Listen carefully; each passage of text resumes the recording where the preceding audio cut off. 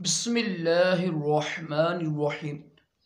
फरमान मुस्तफ़ा सल्लल्लाहु तआला अलैहि वसल्लम, तुम्हारा मुझ पर दुरूद शरीफ पढ़ना पुल सिरात की तरीके में नूर होगा। सल्लल्लाहु अलल हबीब।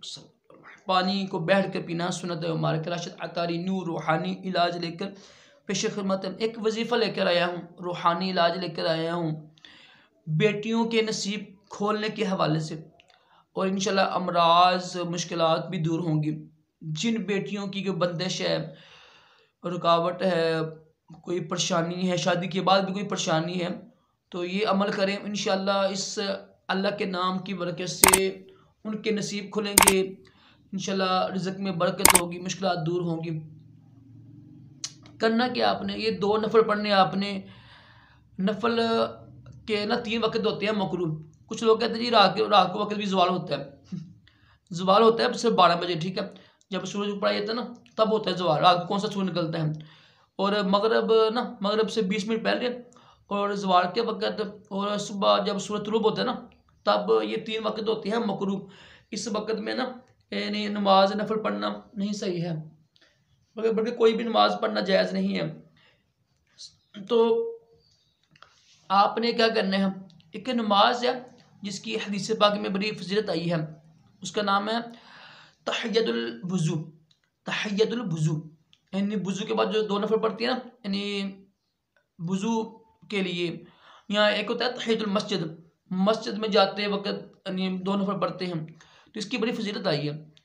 तो नबी पाक सल्लल्लाहु अलैहि वसल्लम ने फरमाया कि है बिलाल, क्या वजह है कि तुम्हारे जो है ना कदम की यानी आहट है ना मैंने सुनी है यानी जन्नत में। तो उन्होंने अर्ज़ किया कि इतना ज़्यादा कोई अमल तो नहीं है, लेकिन जब भी मैंने वुज़ू किया है या नहाया हूँ ना, 2 नफल पढ़े हैं शुक्राने के तौर पर, तो ये इसकी काफ़ी ज़्यादा फजीलत है हदीस पाक में ना, 2 नफल पढ़ने की वुज़ू के बाद।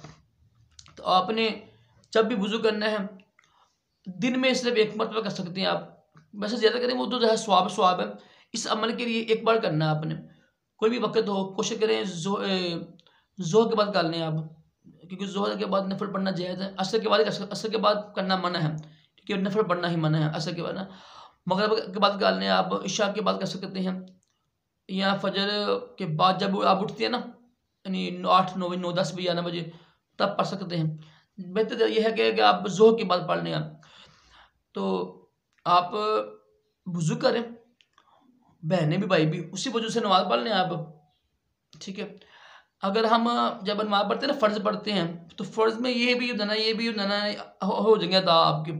आप फ़र्ज़ पढ़ रहे हैं ना, आपकी नीयत है ना कि ये जो 2 नफल मैंने पढ़ने थे यानी वुज़ू के, उसमें अदा हो जाते हैं। वैसे कोशिश करें आप ना यानी सेपरेट पढ़ें। आप नमाज़ पढ़ ली ज़ोहर की, बहनें भी भाई भी 2 नफल पढ़ें, यानी 2 नफल मुकाबिल शरीफ बंदगी अल्लाह ताला की तहियतुल वुज़ू यानी वुज़ू के नफल जो होते हैं, बाद में सलाम फेर कर ये 2 नफल पढ़ कर ज़ोहर के बाद नमाज से फ़ारिग होकर 2 नफल पढ़ कर अव्वल आखिर 3 बार दुरूद शरीफ पढ़ कर ये अल्लाह का नाम पढ़े, या लतीफ़, और दुआ करें, या अल्लाह पाक मेरी बेटी बच्ची के, बहनों के, ठीक है, अच्छे नसीब हों। जो शादी की रुकावट है वो भी इंशाअल्लाह दूर होंगी। अगर शादी हो चुकी है, औलाद में कोई मसला है, औलाद नाफरमान है, मुश्किलात हैं, घर में मुसीबतें हैं, परेशानी है, रिज़्क़ में कमी है, इंशाअल्लाह इस सब के लिए अल्हम्दुलिल्लाह ये वजीफ़ा, ये रूहानी इलाज मुजरब है, लाजमी कीजिएगा इंशाअल्लाह इसकी बरकत से। ये कितने दिन करना है आपने, ये सिर्फ 12 दिन करना है आपने, 12 दिन काफ़ी है। रोज़ाना करें और 12 दिन करें आप, इंशाल्लाह 12वीं की निस्बत हमारे प्यारे आका अलैहि सलाम की 12वीं की निस्बत इंशाल्लाह आपका ये मसला हल होगा। रोज़ाना 1 बार कर लें बस काफ़ी है। अल्लाह पाक हम सब को भी, हमारे बेटियों की भी अच्छी नसीब करे, तमाम जिस्मानी रूहानी बीमारियों से महफूज रखे, दोनों जहानों की भलाइयाँ अता करे। सल्लल्लाहु अलैहि हबीब सल्लल्लाहु अलैहि मुहम्मद।